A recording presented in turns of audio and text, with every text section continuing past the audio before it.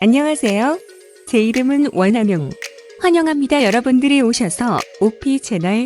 오늘 제가 같이 하자 외계 생명체의 10대 징후에 대해 자세히 알아보세요.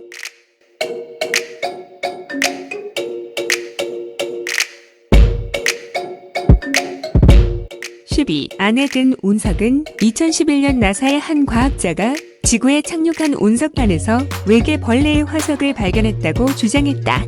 우주생물학자 리차드 후버는 운석에 대한 실험 결과 화석이나 지구에 기반을 둔 유기체가 있다는 증거는 없었다고 말했다. 후버는 이 새 운석이 태양계에서 가장 오래된 운석 중 하나라고 주장하지만 이 운석에 화석이 포함되어 있는지는 증명되지 않았다. 외계 생물체의 S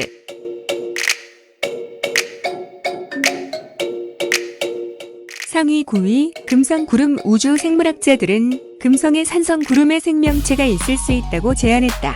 금성 표면에서 30마일 또는 50km 위의 대기는 지구와 비슷한 온도와 압력으로 우리 태양계 전체에서 가장 많은 지구와 같은 조건을 가지고 있다. 과학자들은 금성 대기의 수증기와 소량의 산소가 함유되어 있다는 것을 관찰했는데 이는 일반적으로 지구상의 생물학적 활동의 지표로서 박테리아 모양의 입자가 금성에서 구름으로 발견되었다는 사실이라는 사실을 더욱 설득력 있게 보여주고 있다.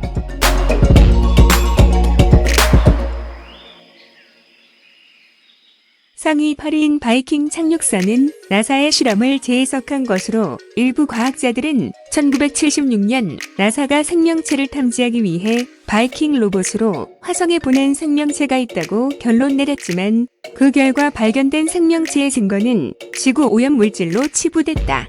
하지만 2008년 미국 항공우주국 나사 화성 토양 과학자들이 강력한 산화성분을 발견하면서 화성에는 유기물이 들어있다고 주장했지만 화성에는 생명체가 존재한다는 사실을 단정적으로 입증하기 위해서는 더 많은 실험이 필요하다. 상위 7위 유로파와 나사 천체 물리학자는 목성의 달 유로파의 붉은 빛이 얼음 지각 아래에 있는 얼어붙은 박테리아가 지구보다 더 많은 액체 물을 포함하고 있다는 증거가 될 수 있다고 제안했다. 유로파는 지구라고 생각되는 모든 주요 원소를 포함하고 있기 때문에 아마도 우리의 태양계 중 하나가 될 것이다. 유로파의 적외선은 일반 눈과 다르게 흡수되고 지구 박테리아에 대한 연구는 과학자들이 유로파에서 박테리아가 물로 살 수 있다는 것을 암시했다. 하지만 다른 과학자들은 유로파의 색깔과 적외선 신호의 신비로운 흡수가 유로파의 얼음 표면에서 얼어있는 것으로 생각되는 연분에 의해 설명된다고 제안한다.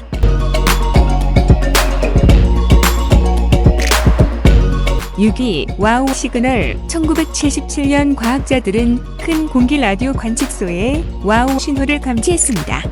외계인의 펄스가 백그라운드 노이즈보다 30배 강했으며 지구 송신기가 금지된 주파수에서 관측됐다. 무선 신호는 50개 관측소 중 한 곳에서만 들렸고 이는 72초 동안만 지속된 지상파 전송이라는 생각을 뒷받침한다. 신호는 우주 깊은 곳에서 발생하는 신호에서 예상했던 것처럼 그 시간 동안 상승하고 하강했습니다.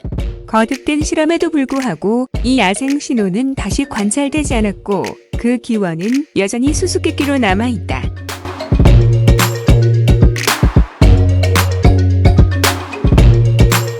5위 라이프 온 타이탄 나사의 과학자들은 토성의 달 타이탄의 두꺼운 대기와 메탄을 기반으로 한 생명체가 존재할 수 있으며 화학적으로 활발하고 많은 과학자들이 지구 생명체의 발전에 기여했다고 믿고 있는 탄소 화합물 성분이라고 제안한다.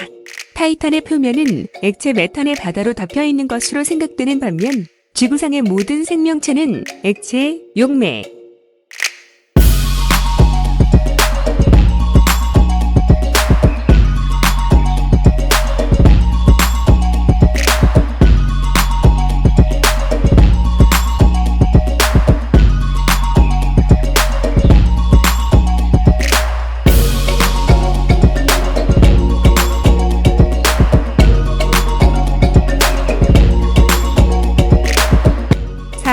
항공우주국 나사의 과학자인 엔셀라두스는 토성의 달 엔셀라두스가 지구를 넘어 태양계에서 가장 살 수 있는 곳일 것이라고 제안했다.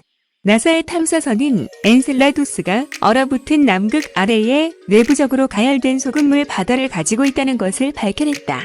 이는 지구 너머에서 달의 중심핵과 가장 가까운 온도가 섭씨 194도 또는 섭씨 90도에 이르는 수열 활동을 하는 것으로 알려진 유일한 장소이다.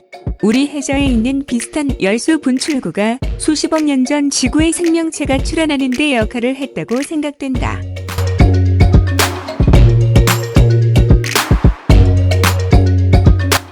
(3위) 외계인 신호. 2001년 망원경이 55억 광년 떨어진 외계 문명으로부터의 통신 시대를 수했다는 수학적 패턴을 따르고 있는 것으로 보이는 빠른 전파 폭발을 포착한 이후 기록된 출생은 알려진 우주 물리학과 일치하지 않는 패턴으로 지구에 도착했다. 애널리스트들은 이 패턴이 우연일 확률은 만분의 5에 불과하며 단지 몇 밀리초 동안만 지속된다고 믿고 있으며, 그들의 근원은 태양이 하루 종일 방출하는 것만큼 많은 에너지를 방출하는 것으로 생각된다.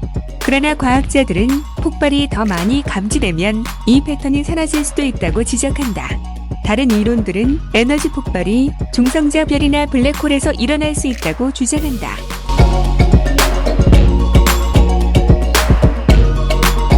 2위 화성의 메탄. 화성에 있는 큐리오시티 탐사선은 과거 또는 현재의 호기심 보고서와 놀라운 메탄가스의 급상승으로 화성에 있는 미생물 외계 생명체의 가능성이 높아졌다고 발표했다.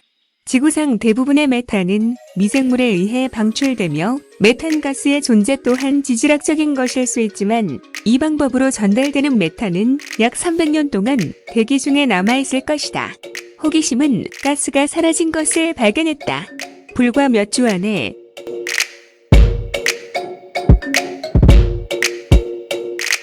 1위 케플러 우주 관측소의 골디락스 행성 데이터는 지구와 같은 행성들이 이전에 생각했던 것보다 훨씬 더 흔하다는 것을 보여주었다. 천문학자들은 골디락스, 즉 생명체 거주 가능 구역을 가진 우리 은하계 크기의 행성이 110억 개에 달할 수 있다고 추정했다. 행성 표면에 액체 상태의 물이 존재할 수 있고 생명체가 번성할 수 있는 지역입니다. 나사의 케플러 우주 망원경은 케플러 43의 행성을 크기나 온도 면에서 우리 태양계 밖에서 가장 지구와 같은 행성 중 하나로 확인했으며, 라이라 별자리에서 470광년 떨어진 곳에 위치하고 있다. 케플러 438b는 우리 식물보다 약간 크고 지구가 태양으로부터 받는 열보다 40% 더 많은 열을 받는다. 케플러 43 광고는 최근 태양계 밖에서 발견된 8개의 지구 크기의 행성 중 하나일 뿐이며, 이 행성들은 골디락스, 즉 태양에 거주가는 영역 내에 있다. 하지만 우리가 그곳에 갈 수 있는 기술을 개발하기 전까지는요, 확실히는 알 수 없겠지. 적의 외계 생명체의 성이 10가지 징후네요. 어때요? 외계인이 존재할 확률이 얼마나 될까요? 만약 당신이 우주 탐험을 하는 외계인을 매료된다면 나사가 우주 비행사를 다른 행성에 보냈던 모든 시간의 음모에 대한 동영상을 확인해 보세요.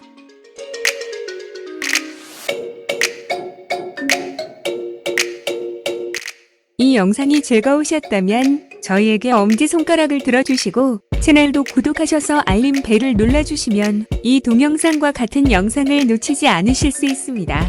시청해주셔서 감사합니다.